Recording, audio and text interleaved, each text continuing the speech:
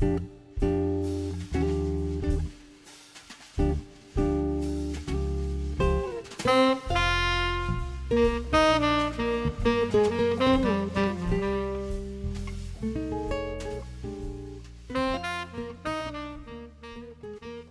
be the first to admit, I've never watched Avatar The Last Airbender, the TV series. It's been a show which has been on my to-do list. Unfortunately, my first introduction to this world of Avatar was The Last Airbender movie, and the less is said about that, the better.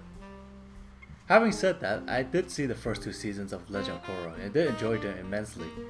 I wouldn't say I'm a huge fan. I was interested when Nickelodeon announced the Legend of Korra video game to be developed by famed studio Platinum Games and published by Activision.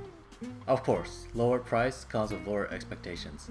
You simply cannot compare a $15 downloadable title to a $60 retail title. But how does it fare on its own? Well, let's find out.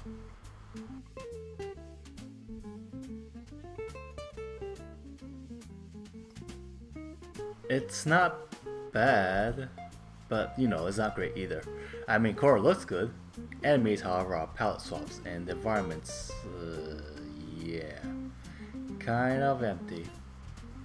First impressions are adequate and won't be anything mind-blowing, but the bending effects look very nice.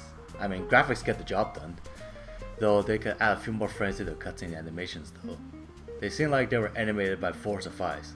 The game runs at 60 frames per second, and when it's changed to cutscenes, it's pretty choppy to say the least. Like I said, they get the job done, but nothing mind-blowing.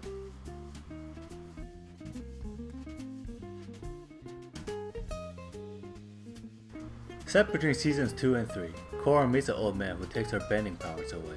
From there, she fights chi blockers, mechs, and other enemies to gain her bending powers back. The story is very villain of the weekish. It presents a problem and solves that problem by the end of the game. It has no consequences to season 3 onwards. You won't learn anything new on Korra, and only Mako and Bolin makes a small appearance in the game.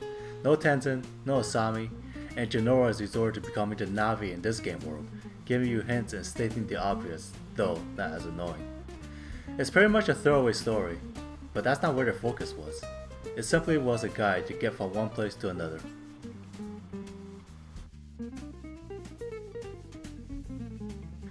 Now this is the meat of the game. Platinum Games focus on what they're good at, the combat. In the beginning of the game, you lose all your bending powers, so you go around doing martial arts on enemies until you get water bending. From there, you can perform light attack and heavy attacks, and string them both into combos.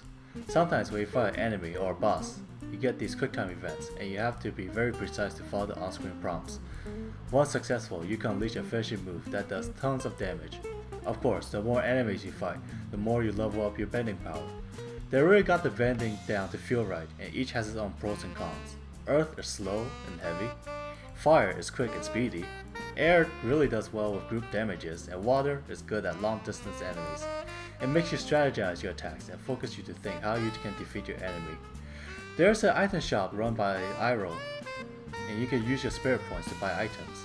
Some heal you, some increases your attacks. Pretty standard item stuff really. Other gameplay elements are the Naga endless running segments and the pro bending arena challenges. Naga's running segments are pretty meh. You do these sharp turns and collect a bunch of glowy bits and while dodging obstacles.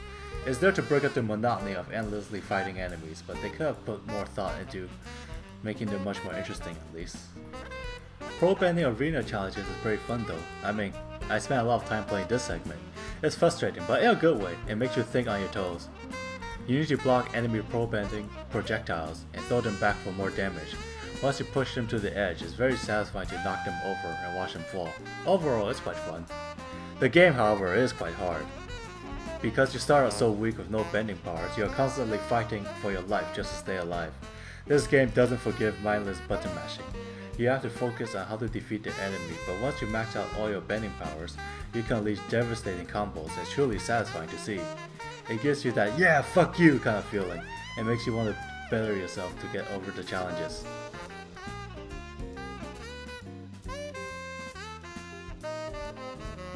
The Legend of Korra video game is a fun game, but it's not perfect.